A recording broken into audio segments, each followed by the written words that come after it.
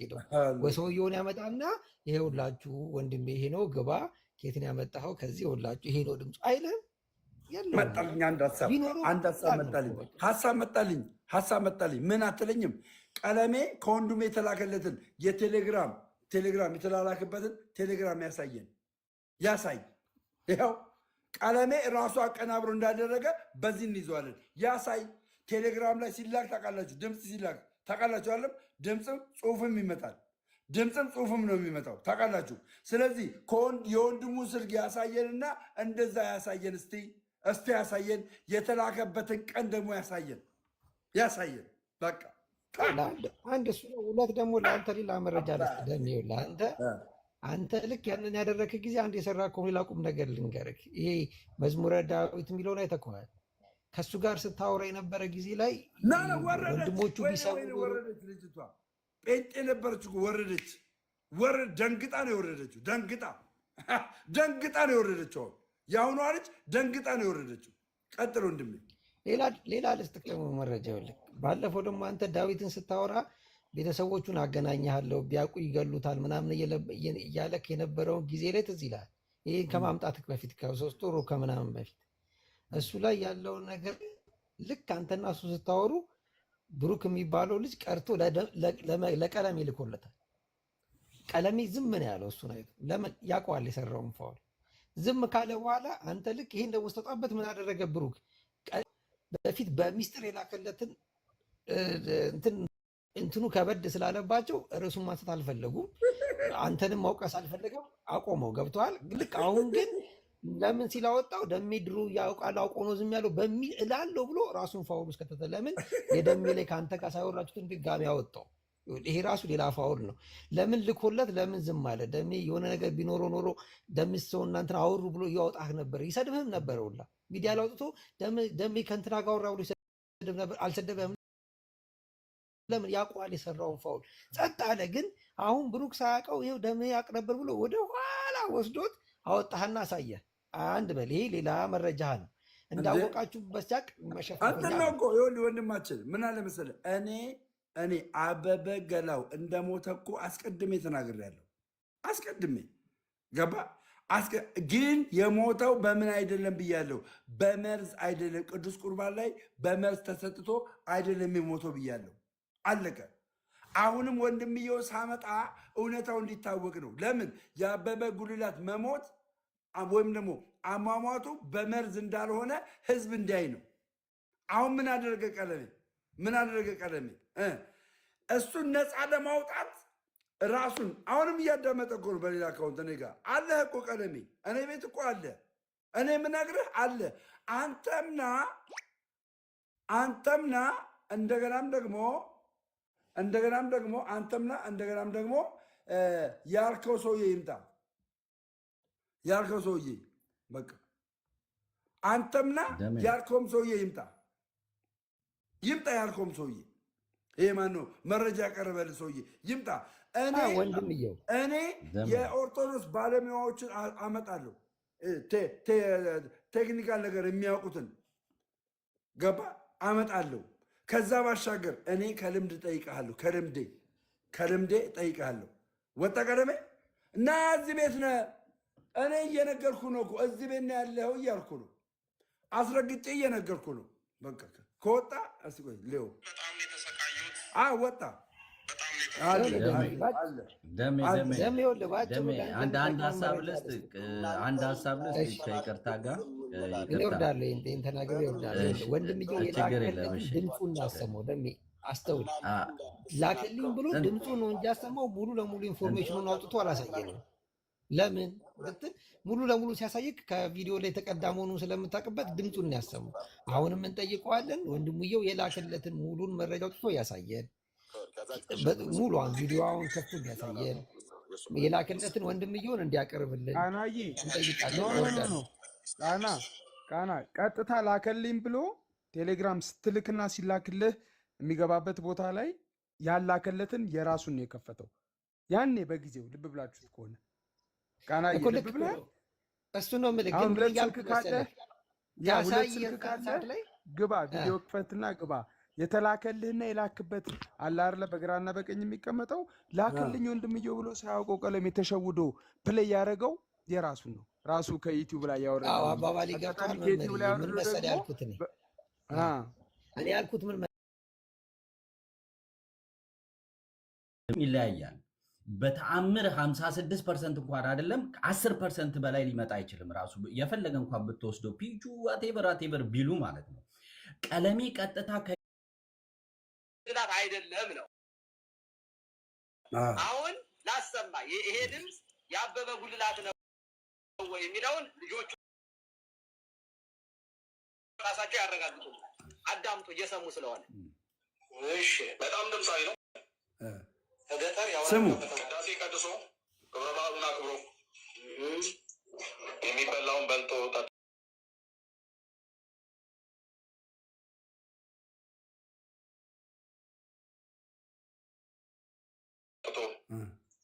ሲመለስ ወደ የተቃጠለ ብሎ አለ። ቆይ አንዴ ቆይ ወንድሜ ደወለልኝ። ምናልባት ድምፁ ካለ እዚሁ ያሰማቸዋል። ቅዳሴ ላይ በጣም እንደ እየመጣ ስለሆነ በመጀመሪያ ደረጃ ይኸውላችሁ ሲዋሽ ማለት ነው። ድምፁ ካለ እዚሁ አሰማቸዋለሁ አለ። ወንድሜ ደወለልኝ አለና ድምፁ ካለ እዚሁ አሰማቸዋለሁ አለ። ወንድሙ የደወለለት በምን እንደሆነ በምን አወቀ? ቤተሰብ በምን አወቀ? በምን ተመልከት፣ በምን አወቀ? ቀጠለ። ስሙ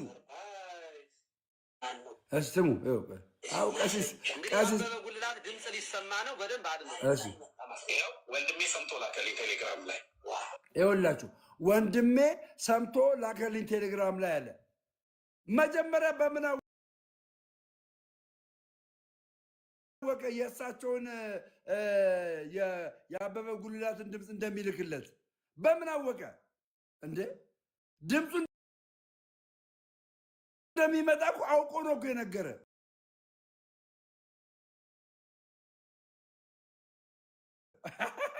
ወይኔ ቀለቤ በጌታ በኢየሱስ ስም፣ አረ ወይኔ ውርደት፣ እንደዚህ አይነት ውርደት በዘራቸው አይደርስ። ማርያምን ጂው በማርነ ክርስቶስ እንዴ! ከመቼው አወቀ? ወንድም የደወለልኝ ድምፁ ካለ እዚሁ አሰማቸዋለሁ አለ። ተመልከቱ። አሁን እዚህ ጋር አሁን አንተ እያወራህ አሁን ለአንተ ቴክስቱ መላክ ማለት እኮ ነው። ልልክ እንኳን ብፈልግ 5 ደቂቃ ይፈጅብኛል። እንደው ልልክ እንኳን ብፈልግ ስማኝ፣ በደንብ አስተውለህ ስማኝ፣ በደንብ አስተውላችሁ ስሙኝ። መላክና መደወል ይለያያል። ወንድሜ ደወለልኝ ነው ያለው። ገባችሁ? የተላከው መቼ ነው? ከደወለ በኋላ ነው? ከመደወሉ በፊት ነው የተላከው? ይሄ ቅድም ቢኒ እንዳለው ይዞታ ያስቀመጠው መረጃ ነው።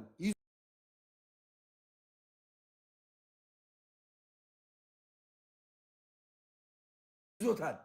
አየህ፣ አቀናብሯል፣ አዘጋጅቷል።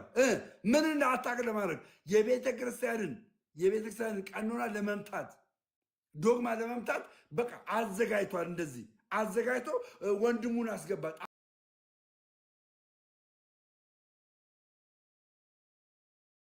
አልካ ይሄን መረጃ ስለሆነ እስቲ ያሳየን። እኔን ያስገባኝ እኮ ነው የምልህ።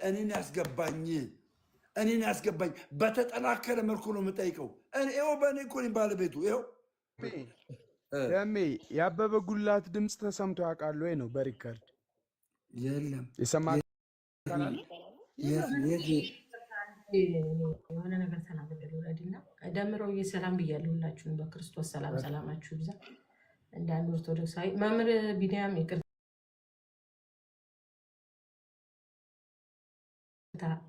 በመምህር ቢኒ በጣም ይቅርታ። ግን ልብ ብላችሁ ስሙ። እኔ የተሰማኝ ነው የምናገረው።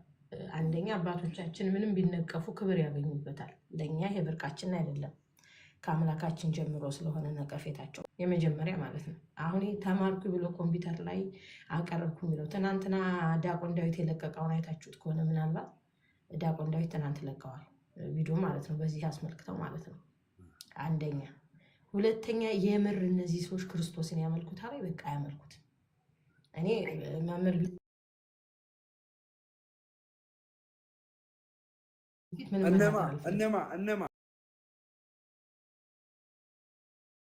እነማ ያቀረቡ ሰዎች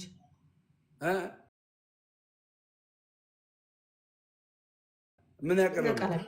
ለቀለሜ እሺ፣ ክርስቶስን ያውቁታል። አንቺ የምን እምነት ተከታይ ነሽ? ኧረ እኔ ኦርቶዶክስ ነኝ ቢል እንዴ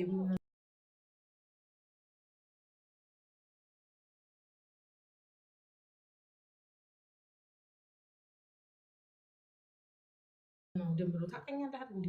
ኦኬ፣ ኦርቶዶክስ ነሽ?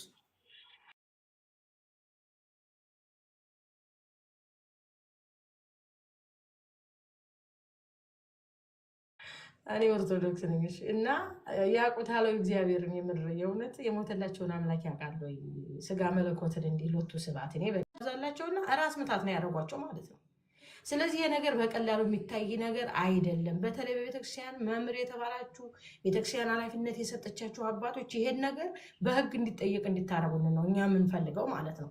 ለምሳሌ አሁን እኔ ስለ ደምረው ሳሳለሁ ደምረውን የሆነ ነገር እንዲያረጉት ማለት ነው።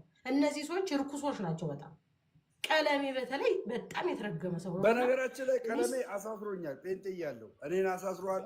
አማን ሻሎም ምን አሳስሯል። ጴንጤ እያለሁ ቀለሜ ቆይማ ደምረው ቆይማ ማነው ገብረ ሚካኤል ነው ስም ረሳሁት፣ ይቅርታ። ደምረው ይቆይማ ስለ ደምረው ራሱ እኛ እናስባለን። ለምን ብትሉ በተንኮል እንደዚህ ተነስተው አሁን ያሰሙት ቪዲዮ እንዳለ የሰማነው እኮ የአባታችን ድምፅ ነው፣ የቀሲስ በትረን ድምፅ ነው የሰማነው። ምኑ ነው ልዩነቱ? ስለዚህ ባጭሩ ያበላሸውትን መምህር ቢኒ ያስተካክሉትና እኔ ባጭሩ ለደምረውም እናስባለን፣ ደምረውንም እንዳይተናኮሉት። ግን በጣም ያሳዝናል የምር። በዚህ ልክ ዘግጠዋል እነዚህ ሰዎች፣ በዚህ ልክ ነው የደነቆሩት። ሎቱ ስብሐት። እኔም ማምላክን በጣም ነው ያፈርኩት።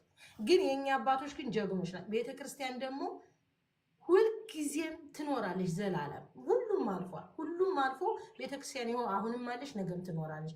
ግን ያሳዝናል ህሌና በዚህ ልክ የሆነ ማኛ ነው ቤተክርስቲያንን መጥቶ የሚተቻት ቆሻሻ ሰውዬ። ቴንኪው ማነው ደምረው እግዚአብሔር ይስጥልኝ ቢኒ መምህር ቢኒ ካበላሸውት ይቅርታ ያስተካክል። አንቺው አይ አንየቴ ትክክል ነሽ። እኔ አንድ ደሜ አስረግጫ አንድ ነገር ልንገራችሁ። በዚህ በስርዓተ ቅዳሴ ደሜ እንደምታውቀው 5 ልኡካን ይኖራሉ። 2 ቄስ ወይ መነኩሴ ሊሆን ይችላሉ፣ 3 ዲያቆን። በነገራችን ላይ ለሰራይ ዲያቆን ወይም ለንፍቅ ዲያቆን ወይም ለዋን ተለይቶ የሚቀርብ ቁርባን የለም። አንድ ነገር ልንገራችሁ አይደለም ለካህናት ምዕመናን ራሱ ካህናት አባቶቻችን ዲያቆናት ወንድሞቻችን የተቀበሉትን ነው አብረው የሚቀበሉት። አንድ ነው የሚፈተተው የክርስቶስ ስጋ የሚቀደስበት የሚለወጠው አማናዊ የክርስቶስ ወይኑ ደሙ አንድ ነው። ልንገራችሁ ልብ ብላችሁ ስሙ። ይሄ ምስጢረ ቤተክርስቲያን ከ7ቱ ምስጢራተ ቤተክርስቲያን መካከል አንዱ ቅዱስ ቁርባን ነው፣ የሚደገም ነው።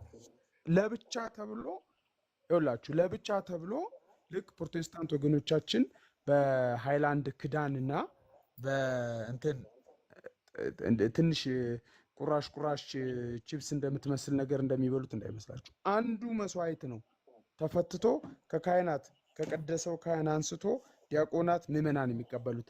አንዱ ዲያቆናትና ካህናት ከቤተልሔም ቃጭሉን እየመቱ ከቤተልሔም ይዘውት የሚመጡት ህብስትና ወይን ነው። አንዱ ነው ተሰውቶ ተፈትቶ አማናዊ ክርስቶስ ቅዱስ ሥጋና ክቡር ደሙን ነው የሚቀበለው። ይሄንን ልብ ልትሉ ይገባል። ደሜ በደንብ አስረግጡና ምዕመናን እዚህ ያላችሁ 100 ምናምን ሰዎች ልብ በሉ። ለብቻ ለአበበ ጉልላት የሚቀመም መርዝ የለም። ልንገራችሁ ምስጢረ ቤተክርስቲያን ነው ይሄ። እዚህ ድረስ እንሂድ ከተባለ ነግራችኋለን። አንድ መስዋዕት ነው፣ አንዱ መስዋዕት ነው ተለውጦ ከዚያ ልክ ቅዳሴ ሲጀምር ሰምታችሁ ከሆነ እቺ ቀን ምን ያህል የምታስጨንቅናት፣ እቺ ቀን ምን ያህል የምታስፈራናት፣ መንፈስ ቅዱስ ከሰማየ ሰማያት የሚወርድባት፣ በመላ ህብስቱ ላይ የሚረብባት፣ በወይኑ ላይ የሚረብባት ማን? መንፈስ ቅዱስ። በፍርሃትና በጽሞና ቁሙ፣ የእግዚአብሔር ሰላም በእናንተ ላይ ይሆን ዘንድ ጸልዩ ብለው ገና ከቤተልሔም ዲያቆናቱ ካህናቱ ቃጭሉን እየመቱ ገና መስዋዕቱን ስጋውና ደሙን ይዘው ሲመጡ ጀምሮ መንፈስ ቅዱስ ከዛ ጀምሮ ነው ህብስቱና ወይኑ ላይ የሚወርደው። ይሄን ልብ በሉ። ትልቁ የፕሮቴስታንቶች የቅዱስ ሥጋውና የክቡር ደሙን ክብርና ቫልዩ ወይም ደግሞ አሻጋሪነት ህይወት ሰጪነት ያለማወቃቸው ችግር የሚጀምረው ከዚህ ነው። ስለዚህ ለአበበ ጉልላት ለብቻ የሚሰጠው ቅዱስ ቁርባን የለም። ቀዳሽ ሆኖ ገብቶ ልንገራችሁ አንድ ነው ከተመረዘ እኔ እዚህ ጋር የተናገርኩትን እየተለማመዱ ነው። እንዳሳየኋችሁ ዲቴክት ያደረገው ምን ብሎ ነው? የሰው ድምፅ ነው ብሎ ነው ማለት ነው። በዚህ ሌቭል ደግሞ ሊጠይቀንና ከኛ መረጃውን ሊወስድ የሚፈልግ አካል ካለ እንሰጣለን ማለት ነው። መስፍን የምትለው ካለ ልስማክ። ታንኪዩ እርምዬ። እኔ እንደውም የነበረው የመሰለኝ ውሸት ነው የሚል አካል ተመርምሮ የመጣ ምትሉ መስሎኝ በሕግም ለመጠየቅ ፈቃደኛ ለመሆን ነበረ። እኔ አንደኛ ቤተ ክርስቲያኗም ድና አላረገችም። ለምን እኔ ቤተ ክርስቲያኑ ልጅ ነኝ። ኢትዮጵያ ሄዳለሁ። የቤተ ክርስቲያንን ስም የሚያቆሽሽ የአባቶችን ስም የሚያቆሽሽ ነው ያልተሰራ ቤተ ክርስቲያኗን ለመጣል የሚደረግ ዘመቻ ነው ብላ ቤተ ክርስቲያን ብትከሰኝ ኖሮ ይሄ አሁን አንቺ ያቀረብሽው ምርመራ ውጤት ለእኔ መከላከያ መረጃ የሆነ ነበር። ግን እንደተለመደው እናንተም የምታውቁት ኤርሚያስም እኔ አብዛኛዎቻችሁ ከኦርቶዶክስ ውስጥ ወደ ፕሮቴስታንት ሄዳችሁ ናችሁ መስሏችሁ አምናችሁበት አንብባችሁ እንዳላችሁ ወንጌል ለመዳን ብላችሁ ይሆናል ቤተክርስቲያኗን ታውቃላችሁ። እኔ ግን ቤተክርስቲያኗ ሙሉ ነው የዚህ ብልሹ አሰራር የምትከተለው ብዬ አላምንም። በጣም ጥሩ አባቶች፣ ክርስቲያን አባቶች፣ ክርስቲያን ምዕመናኖች ፈረሃ እግዚአብሔርን ያለባቸው ሚሊየን አላት ቤተክርስቲያኗ። ኦርቶዶክስ እንደምታውቁት በተለምዶ በልምድ የሆነ የእምነት አከታተል ተከትላ ስለመጣች አሁን መጽሐፍ መመርመር፣ ማወቅ፣ መረዳት የሚመጣ ትውልድ ሲመጣ የተበላሸው ሪጀክት እያደረገ ጥሩን የአቡነ እንድሪያስን ነገር ዝም የተባለው ሁላችንም ባይዘ በመናበብ ነው ዝም የተባለው። ለምን መሰለህ? እጅግ በጣም ቅዱስ አባት ናቸው። እያንዳንዱ ሰው በእኛ አባት ላይ የተናገረ ዋጋውን ያገኛል። ያው ምላስ ከፍላሴ ይነቀል። እጅግ በጣም ቅዱስ ዘግተው የሚጸልዩ አባት ናቸው። ያን ይሄ ነገር ሲወጣ ዝም የተባለበት ማለት ነው። አሁን ግን ገፍተው ከመጡ አይ ቲንክ ሊኬድበት ይችላል እንጂ እንትን አይደለም። ይሄ ተሐድሶዎቹ ድምፅ አስመስለው የእሳቸውን ድምፅ አስመስለው የቀረጹት ነው። ይሄ የታወቀ ነው። ግን እኚህን አባት ላይ እኚህ ቅዱስ አባት ላይ በጣም እኮ የሚገርምህ ነገር በጣም እኮ አርጅተዋል እኮ ደግሞ በጣም ያረጁ የደከሙ አባት ናቸው። እኚህ ላይ ነው አሁን እንግዲህ እየተነገደ ማን ያርገኝ ብፁዕ አቡነ እንድሪያስ እንዴ እሳቸው እኮ የት እንዳገኟቸው ታውቃለህ? ጎንደር አዎ ገዳም የሚያምሩ አባት ቀይ እንደው አስተያየታቸው ራሱ የሚያስፈራ በጣም ፎቶ አለኝ። ቆይ ያያ ጋር እኔ ሲመርቁኝ ሲባርኩኝ ያያ ጋር ፎቶ አለኝ። ያለበሱኝ የሆነ ነገር ጋቢ ነው ምናምን አልብሰውኛል። ገዳም ሄደን ያገኘናቸው ገዳም ነው የሚኖሩት። ዘግተዋል። አዎ እንደው ለስብሰባ ብቻ ለቅዱስ ሲኖዶስ ብቻ የሚመጡ አባት ናቸው። ሊቅ ናቸው። አባታችን ብፁዕ አባታችን አቡነ እንድሪያስ ማለት እዚህ ፎቶ ላይ የምታያቸው የኔታ ጥበቡ ማለት ነው። እሳቸው ናቸው ያስተማሯቸው ብፁዕ አባታችን ማለት ነው። በአካል የምናውቃቸው አባት ናቸው። የሚጨምርበት ነው። ምን ሆኑ? በጣም ትልቅ አባት ናቸው። እንደዛ ሲያቀርባቸው የነበረው አባት በድግምት አስደግመው የሰው ፎቶ አቃጥለዋል፣ በግ ቤተ ክህነቱ በር ላይ ቀብረዋል እያሉ የውሸት ድምፅ አስቀርጸው ስማቸውን እያጠፉ ነው። እንግዲህ እነ ቀለሜ ይሄው አልሰማህም እንዴ? ይሄ አሁን እኮ ይሄ ገብርኤል ምናምን የሚባለው ሰውዬ እንደዛ እያለ ነው። እና ይሄን ለእግዚአብሔር የተሰጠ ነገር ነው ባይዘው። አሁን ግን ገፍተው መተውበታል። ሜቢ ቤተ ክህነት ምላሽ ይሰጥበታል ብዬ አምናለሁ።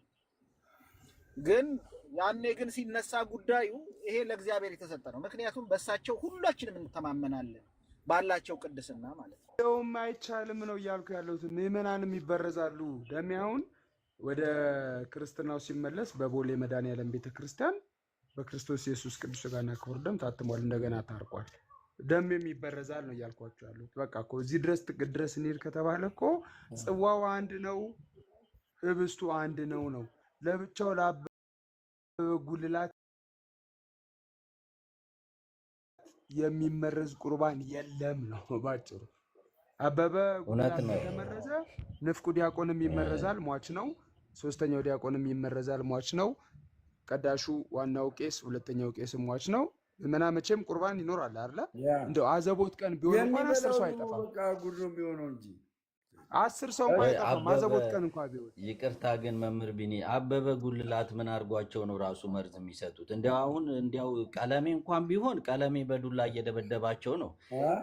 ለቀለሜ መርዝ ያልሰጡት ቀለሜ ካህናቱን ቄሱን እየደበደበ መርዝ ያልተሰጠው ቀለሜ ተሰጥቶ ያልገደሉት ቀለሜ ማለት ካህናቱን የሚደበድብ ቄሱን የሚደበድብ በዱላ የሚቀጠቅ እሱ ያልሞተ እንዴት ነው አበበ ጉልላት? አሁን እኮ አበበ ጉልላት ምን አደረገው ማለት ነው?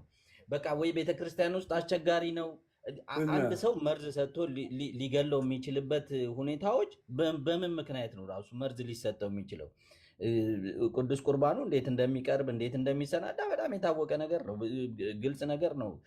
ህዝቡ እንዳለ ከአንድ ህብስት ነው ሁላችን የምንቀበለው ቤተክርስቲያን ስንሄድ። ስለዚህ ያንን ህብስት በምን አይነት መልኩ እንግዲህ ካህናት አለ፣ ዲያቆናት አለ፣ ቀሳውስት አሉ። ሚስጥራቱ ሲሰራ ያው መምህር ቢኒ ብዙ ታውቀዋለህ። እኔ እንኳን እንደ አንድ ምዕመን ነኝ። ግን ብዙ ሰው የሚቀበለው ቁርባን እንግዲህ ከቤተልሔም እስከ ከቤተልሔሙ መጥቶ ነው እንግዲህ ወደ ቤተ መቅደሱ የሚገባው። ብዙ ስርዓት ያለው ማለት አንድ ሰው ቀድሶ ማያቆርብበት ዲያቆናት አሉ፣ ካህናት አሉ፣ ምዕመና ያ ሁሉ ባለበት ከአንድ ህብስት ሰው ሁሉ የሚቆርብበት ሁኔታዎች እያለ መርዝ እንዲያው በየት በኩል አንደኛ በቃ የውሸት ማለት ትልቅ ውሸት ነው አልኩኝ እኮ። መግደል ቢፈልጉ መጀመሪያ ለምን ቀለሜን አይገሉትም? የሚደበድባቸውን እንዲያው የሚደበድባቸው የሚቀጠቅጣቸው ለእሱ መርዝ ሳይሰጠው ለአበበ ጉልላት እንዴት ይሰጠዋል? ምን አረገ አበበ ጉልላት? አበበ ጉልላት ምን አረገ? ስለቀደሰ ምን ስላረገ? እንዲያው የሚወደው ጓደኛ ከሆነ በዚያ ያህል አበበ ጉልላትን መጥፎ አድርጎ ማሳጣቱ በራሱ ሌላ ትልቅ ክፍተት ነው የፈጠረው። ሁለተኛ አሁን ዛሬ ወስደው ዩቲዩብ የተቀዳውንና ቀለም ያቀረበውን የቀሲስን አቀረቡና 56% ተመሳሳይ ነው ከተባለ ዜማው እንዲሁ ራሱ ገና ሲሰማ ዜማው ተመሳሳይ እንደሆነ ይታወቃል። በየትኛው ፕሪንሲፕል ነው ዩቲዩብ ላይ የተቀዳው ዜማ እና አበበ ጉልላት እዛ ቤተክርስቲያን ውስጥ በዜማ ሊያዜሙት ይችላሉ ተብሎ የሚታሰብ 0% ነው። በቃ ዜሮ። ለምን ዲያቆናቱም ካህናቱ መናም ሁሉም የተለየ ነው። ስለዚህ አገልግሎቱና ድምፃቸው ራሱ እያንዳንዱ ሰው የተለየ ነው ይላል ራሱ እኮ ሲያቀርብ። አሁን ይሄ መሳይ የሚባለው ሲያቀርብ እኮ የእያንዳንዱ ሰው የየራሱ ድምፅ አለው ተብሎ እንግዲህ የእያንዳንዱ ሰው የየራሱ ድምፅ አለው ተብሎ የተቀመጠ ነገር እዚህ ጋና እዚህ ጋ ያለው ድምፅ እንዴት 56% እንዴት ማች ሊያደርግ ይችላል? ውርደት ነው እኮ በቃ ከዩቲዩብ ላይ ቀርቶ አምጥቶ እንደገና ፕላስ የሚያውቀውን ዳቆን የሞተውን ዳቆን ፈልጎ የተሰራው እኮ አሻጥር ምንድን ነው? በቅዱስ ቁርባን ገደሉ ለማለት ማስረጃ ፍለጋ የውሸት የተሰራ ውሸት ስለሆነ ውሸት ማስረጃውን እንዴት ነው የሚቀነባበረው? አንደኛ የሞተ ዳቆን እሱ የሚያውቀው የሞተ ዳቆንም ፈልጎ ሜንሽን አድርጎ ዜማ ተብሎ ከዩቲዩብ ላይ የቅዳሴ ዜማ ተወስዶ ፕላስ ተደርጎ በቅዱስ ቁርባን ውስጥ መርዝ ተሰጠ ተብሎ ተባለ ማለት ነው። ይሄ ሁሉ የተቀናበረ የውሸት ነገር ፕላስ ይሄን ውሸት ደግሞ ተንተርሰው እውነት እናደርጋለን ብለው ተምረናል ብለው እንዲያው በጣም እኮ ያሳፍራል። እንዲያው ፈጣሪ ፊት ይቀርባሉ እነዚህ ሰዎች፣ ፈጣሪ ፊት ይቀርባሉ። ይሄን ያህል ውሸት መሄድ እንግዲህ ከዩቲዩብ ላይ መቀዳቱን 56% ማች አያረግም። እንዲያው የሆነ ቤተክርስቲያን ፈልገን መድኃኔዓለምና ሚካኤል ቤተክርስቲያን ቅዳሴውን የተቀደሰ ወስደን ድምፅ ብናገኝ እርግጠኛ ነኝ ከ20% በላይ ራሱ ማች አያረግም። 20% ማች አያደርግም። 56% ማች አረገ ማለት እኮ ከዩቲዩብ ቀጥታ ወስደ አምጥተ ነው ያወራኸው ብለው እኮ እያዋረዱት ነው እኮ ውሸቱን እኮ በትክክል እኮ እየገለጹለት ነው። ውሸታም ነህ፣ ይሄንን የወሰድከው ከዛ ነው። ተመሳሳይ ድምፅ አይመጣም፣ በተአምር አይመጣም፣ በተአምር 50% አይመጣም። ውሸታም ነህ እያሉት ነው እኮ በትክክል አምጥተው እያቀረቡ ያለው እና በራሱ ስሩልኝ ተብሎ ተቀናብሮ ምን ተብሎ የመጣው ያጋለጡት ራሱ ውሸታም መሆኑን ያቀናበረው እንዳለ ያቀናበረው። ፕላስ ደግሞ ምንድን ነው አሁን እየተሰራ ያለው መጀመሪያ ላይ ሲል የነበረው እሱ ማውራት የፈለገው በቅዱስ ቁርባን ውስጥ መርዝ አድርገው ይገላሉ የሚለውን አስፍቶ አጉልቶ ለማውራት ነው የፈለገው። ግን የአበበ ጉልላት ሞት፣ ዜማው ምናምን እነዚህ አጋዥ ማቴሪያሎች ናቸው። እንደዚህ ዝም ብለው የሚያግዙት ለወሬው ድምቀት እንዲሆኑለት የሚጨምራቸው ነገር ነው። ነገር ግን የጨመራቸው የውሸት ስለሆነ ማለት ነው። የውሸት ስለሆነ አሁን በቁርባን ሞተ የሚለውን እውነት ለማድረግ ውሸቱን ጨመረ። በቁርባን መሞት ውሸት ነው። ስለዚህ እንዳለ ፋብሪኬትድ የተደረገ ውሸት ይዞ ቀርቦ ለህዝብ የትኛውን ቦታ ላይ ቤተክርስቲያኒቱን ጅምላ እንዳትናገሩ። ይሄ ነው መፍራት ማለት። አንድ ለመጠቆም ይሄ ነው መፍራት ማለት። ከዚህ ጋር ባይገናኝም ማለት ይሄ ነው መፍራት ማለት። እሰጥሃለሁ እድል። አያችሁ፣ ቤተክርስቲያንን በጅምላ እንዳትናገሩ አለ። መንበጫበጩን የምታዩት እዚህ ጋር ነው። መሳሳቱን የምታዩት እዚህ ጋር ነው። እዚህ ጋር ነው መሳሳቱን የምታዩት። አያችሁ፣ መረጃ አሁንም መረጃ የተመረኮዘ ነገር ማሳየት የምፈልገው ነገር አለ። ትንሽ ቶፒኩ ቢሆን ቢሆን አያችሁ፣ እኔማ ህዝቡ ይምጣ ማርያምን ነው የምላቸው። ግለሰብ ነው እንጂ አለ። ተመልከቱ፣ ግለሰብ ነው እንጂ ቤተ ክርስቲያንን በጅምላ አጨፍጭፉ አለ። አያችሁ፣ ያኔ ግን የተናገረው ምን ነበረ? በቅዱስ ቁርባን ቤተ ክርስቲያን ውስጥ መርዝ እየተሰጠ ሰዎች ይገደላሉ ነበር እያለ የነበረው። አይ አሁን ነገሩን አረገ ማለት ነው።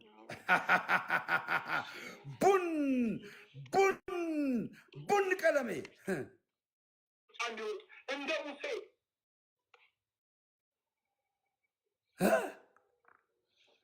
ተበላ። ሌላ ተያዘ። ምናልባት የሚታያችሁ ከሆነ ትነግሩኛላችሁ። እሺ ለሚ ነው አሳውቁኝ። የሚታያችሁ ከሆነ ይታያል። እሺ በቀይ ባህር ጉዳይ ላይ ለመወያየት ዝግጁ። ሰበር መረጃ ተሰምቷል። ኤርትራ በቀይ ባህር ጉዳይ ላይ ለመወያየት ዝግጁ ሆናለችም። አዲስ አበባ የሚገኘው የኤርትራ ኤምባሲ በዛሬው ዕለት በማህበራዊ ገጽ ላይ አንድ መልእክትን ያስተላለፈ ሲሆን እዚህም ታዲያ እንደምትመለከቱት የኤርትራ መንግስት በአፍሪካ ቀንድ ላይ በተለይም ደግሞ ከአባይ ተፋሰስ ሀገራት በቀይ ባህር ዙሪያ ላይ ሰላማዊ የሆነ ንግግር ለማድረግ ዝግጁ መሆኑን ገልጿል። በኤርትራው የውጭ ጉዳይ ሚኒስትር ኦስማን ሳላ ከፕሬዚዳንት ትራምፕ የአፍሪካ ጉዳዮች ከፍተኛ አማካሪ ጋር ባደረጉት ውይይት ነው ታዲያ ኤርትራ በአፍሪካ ቀንድ ላይ በናይል ተፋሰስ እንዲሁም ደግሞ በቀይ ባህር ጉዳይ ላይ እንደ አጠቃላይ ከሁሉም አገራት ጋር ለመነጋገር ዝግጁ መሆኗን የገለጸችው። ሰበር መረጃ ኤርትራ አትደራደርም፣ ለመደራደር ዝግጁ ያለችም። በተለያዩ ሶሻል ሚዲያ ላይ የተለያዩ ሚዲያዎች ላይ ከኢትዮጵያ ጋር ለመደራደር ዝግጁ ነች የሚባለው ነገር ውሸት ነው፣ ፌክ ኒውስ ነው ተብሏል። ይህንም የተናገሩት በኢትዮጵያ ኤርትራ ኤምባሲ ዋና ስራ አስፈጻሚና ፐርማነንት ሚሽን ቱ ኤዩ ኤንድ ዩኤን ኢሲኤ ቢኒያም በሬ ኦፊሻል ትዊተር ገጻቸው ከየትኛውም ሀገር ጋር ፖለቲካ ጀምሩ። ፖለቲካ አታደርግም ላንድ ሲ ኦር ስካይ ወይም ደግሞ መሬትም ሆነ ባህርም ሆነ በሰማያም ላይ ሆነ ማለት ነው። ኖት ሚሊዮነርስ አሁንም አይደለም በሚሊዮን ዓመታት ውስጥ አትደራደርም ብሏል። እና በሶሻል ሚዲያ ላይ ትደራደራለች፣ ለመደራደር ዝግጁ ነች የተባለ ያለው ነገር ፌክ ነው ተብሏል። ኤርትራ አትደራደርም፣ ለመደራደር ዝግጁ ያለችም አስበል። ኦኬ የመረጃ ወሳኝነትን አይታችኋል። ስለዚህም ቲክቶክ ክሬቲቭ አዋርድስ ባደረገው አዋርድ ላይ ሁላችሁም ትክክለኛ መረጃ ሙሴ ሰለሞን ስለሚያጋራን ሁላችሁም ሄዳችሁ ሙሴ ሰለሞንን ቮት አድርጉ። ትክክለኛ መረጃ ማለት አሁንም እኛ አምጥተን ትክክለኛ መረጃ ምን ማለት እንደሆነ እያሳየን ነው። ስለዚህ እዚህ ያላችሁ የወንጌል አማኞች ሁላችሁም በነገራችን ላይ እንኳን ባትሆኑ ተያዘ ፖለቲካን በነገራችን ላይ መስፍን የሚባል ሰውዬ ጋር የምታውቁ ሰዎች ካላችሁ ሼር አድርጉልኝ። መስፍን ገብቶ የተናገረ መስፍን የሚባል ሰውዬ ሼር አድርጉልኝ። እስኪ ሼር አድርጉልኝ። ሼር እያደረጋችሁ መስፍን የሚባል ሰውዬ መስፍን የሚባል ሰውዬ አለና ሼር አርጉልኝ የምታውቁ ሰዎች መስፍን ላይ ሼር አርጉልኝ። ቅድም ሜርሲ ቤት የነበረ ኦርቶዶክስ ነኝ ብሎ ይናገር የነበረ ሰውዬ ሼር አርጉልኝ እስኪ ሼር አርጉልኝ ፈልገዋለሁ። የምታውቁ ሰዎች ካላችሁ ሼር አርጉልኝ። ሼር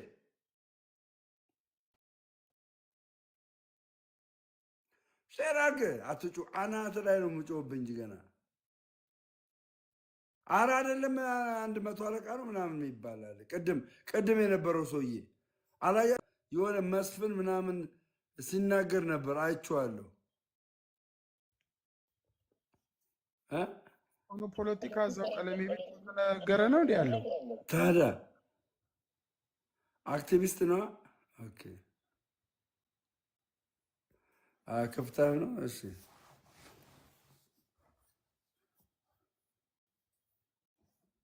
እውነትን ግዙ አትሽጡ። ምሳሌ 23 ላይ እውነትን ግዙ አትሽጡ። በነገራችን ላይ የሃይማኖት ጉዳይ አይደለም። ብሩክ ኒውስን እኔ ምረጡት ስል ኦርቶዶክስ ስለሆነ አይደለም። ምረጡት ብዬ ስናገር ኦርቶዶክስ ስለሆነ አይደለም። የሰራው ስራ እጅግ የሚገርም ስራ ነው። ሙሴ የሰራውን ስራ ደግሞ ልንገራችሁ። ሙሴ የሰራውን ስራ ሙሴ ሰለሞን ህዝብ አስበልቷል። ሙሴ ሰለሞን ወደ 15 ሚሊዮን ብር ከህዝብ ገንዘብ ተበልተዋል። አብዛኞቹ ሰዎች ማስታወቂያ ሙሴ በሰራው ማስታወቂያ። በዚህ ዓመት ውስጥ ሙሴ በተአምር መብላት የለበትም። በተአምር አያችሁ፣ በተአምር በሙሴ ማስታወቂያ የተሸወዳችሁ ሰዎች የላችሁ? ገንዘብ የተበላችሁ ይወዛ ልደታ ፍርድ ቤት እየተመላለሳችሁ ያላችሁ ክስ ያላችሁ የላችሁ? በሙሴ ሰለሞን ሙሴ በዘንድሮ ማሸነፍ የለበትም። አወጣበታለሁ፣ መረጃ አወጣበታለሁ። እኔ ነገ እንደውም እለጥፍበታለሁ። ቆይ ነገ እለጥፍበታለሁ። ጄሚቲ ነው ምናምን የሚባል የኦንላይን ማርኬት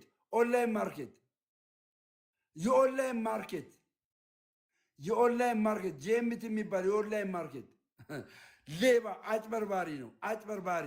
ለዚህ ነው ፊቱ ምጥጥ ያለው። እንደዚህ ወዛም አይደለም። ሙሴ ሰለሞኑ ፊት ለፊት ብታዩ ትደነግጣላችሁ። እርጉዞች ሁሉ የሚወልዱ ምናምን ነው የሚመስለኝ ፊቱ ሲያስፈራ። አየህ፣ የሰው ሀቅ እንደዚህ ነው የሚያደርገው። የሰው ሀቅ እንዲህ ሰውነትን እንዲህ ነው የሚያደርገው። እንደዚህ ነው የሚያደርገው። ደግሞ ሙሴ ሰለሞን ምረጡ ስላለች ደፋር። እስቲ ቆይ ባሉበት በሚዲያ አሁን አዲስ አበባ ሰውኝ የማወራው የትም ዓለም ላይ ሆኖ ሰው ይሰማኛል። በእሱ ስታላገጡ ቤተሰቦቹ ይሰማሉ። ልጆች ካሉት ልጆቹ ይሰማሉ። እናት አባት ይሰማሉ። የለም አንዳንዱ ደግሞ እንደዚህ አይነቱ በላይቭ እየገቡ ያላገጡበትን ደግሞ እያሞካሽ እኔ የእኛ ልጆች ይገርሙኛል ይላል። አንዱ ደግሞ ፂሙን እየጎተተ አንዳንዱ ደግሞ የቁርአን ጥቅስን ገልብጠው ለዚህ ለሞተው ምስኪን ሰው ሰጡት። ምን ብለው? ሙስሊሞች የጌታ ኢየሱስ ክርስቶስን መሞት የካዱበትን የ5ኛው ምዕራፍ ጥቅስ አመጡና አበበ ጉልላት አልሞተም፣ አልተገደለም፣ አልገደሉትም፣ አልመረዙትም እያሉ ማላገጥ ጀመሩ። በሞተ ሰው በጣም ሼሞኑ በጣም አበባ ስበድል የነበረውማ እንድገባ ነበርኩ እንድታስገባኝ። ምን አይነት ስሜት ነው የሚሰማኝ? የሆነ ጥግ ላይ ያውም የሆነ ካህን ሲያላግጥበት ምንም ወሬያቸውም አይጥምም። ምንም በነገራችን ላይ የምነገራችሁ ነገር ምንድን ነው ታውቃላችሁ? ውይይቱ ተቋርጧል። በቃ አብዷል። ቀለሜ ጊፍት አገኛለሁ ምናምን ብሎ አስቦ ነበረ። ጊፍት የለም፣ አብዷል። ገባችኋ? አብዷል። በቃ ቀለሜ አብዷል ነው የምልህ። አብዷል።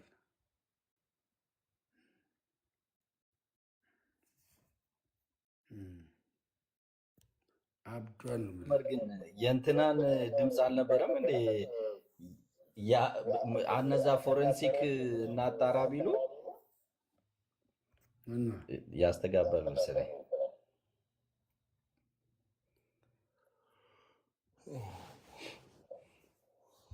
ፎረንሲክ እናጣራ ቢሉ አንዱዬ የአበበ ጉልላት ድምፅ ለብቻ ተሰምቷል ያውቃል ወይ ነው? በሪከርድ እዚህ ሚዲያ ላይ ይዞት መጥተዋል ወይ ነው? ግራ የገባኝ እኮ ብፈልግ አጣሁ። የለም የለም የለም የለም የለም። ውርደት እኮ ነው ውርደት። አንድ ኦርቶዶክስ አልገባም። በነገራችን ላይ ምን ሲል ኤርሚያስ ተዋረደ ትላለህ? ኧረ ፈሩ እንዴ! የሆነ ሰልፈሪክ አሲድ በዳጣ ወስደህ ካልሆነ እንደዚህ አይነት ድፍረት ሊኖርህ አይችልም። የሆነ አበረታች ንጥረ ነገር ወስደህ ካልሆነ እንደዚህ ልትል አትችልም። በጣም ነውር። በቃ ሞተ እኮ አለ። ሞተ። አንተ የሞተው ሰውዬ እያለህ ጭራሽ ቀጥለህ ስለ ኤርሚያስ ስለ ድሮ ታሪክ ደግሞ ትቀባጥራለህ። ኧረ ነውር ነው። ኤርሚያስ ኃይለኛ ሰው ነበረ። ጡንቻው ራሱ እኛን ያነሳናል። እንግዲህ ወንድሜ ሞተ ባለውበት ቀን ማለት ነው። አስቡት። እውነት ነው ወንድሜ ሞቷል እያለው ኤርሚያስ ኃይለኛ ነበረ። በቤተ ክርስቲያን ሲጣል ዱላ ይዞ ጫካ ይገባ ነበር። ነግሮናል እሱ። ኤርሚ ድሮም እኮ ነግሮናል። የድሮ ብሆን ብሎ የድሮ ላይፉ ነግሮናል። የድሮ ህይወታችንማ እኛም ግን እና እስቲ ግቡና ከኔ ጋር ሞግት ነው የሚያወራ እኮ ዜዶ ገባ የሆነ ማኛ ልፈልገው ወጣት የምንነዳ ሰዎች ነበር። ስለዚህ በድሮ ላይፍ አምጥተህ የሆነን ሰው ልትወቅሰው አትችልም። ኢትዮጵያዊቷን አገባ ብላ እንደከሰሰችው አይነት ማለት ነው። ኤኒዌይስ እውነት ተገልጧል። ደስ ብሎኛል። የተገለጠ እውነት ምንድን ነው? አበበ እስቲ መጥቶ ይናገር።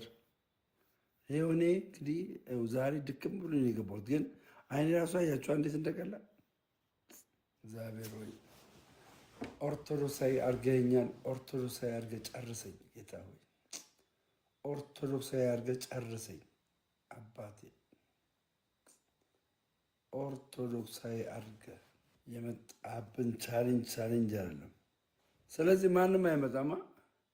እሺ የሆነ ማኛ ጋር ሼር አድርጉኝ። እሺ በዚህ አጋጣሚ በዚህ ዓመት 2018 ጥሩ ዜና ሲያቀርብ የነበረ ወንድማችን ብሩክ ኒውስ ነው። ለብሩክ ኒውስ እንግዲህ ድምፅ ሁኑት፣ መሸነፍ የለበትም። ድምፅ ሁኑት። እሺ እኛ ድምፅ የምንሰጠው እኛ ኦርቶዶክሳውያን ድምፅ የምንሰጠው ኦርቶዶክስ ስለሆነ አይደለም፣ መልካም ስራ ስለሰራ። እሺ እስከዛው በቃ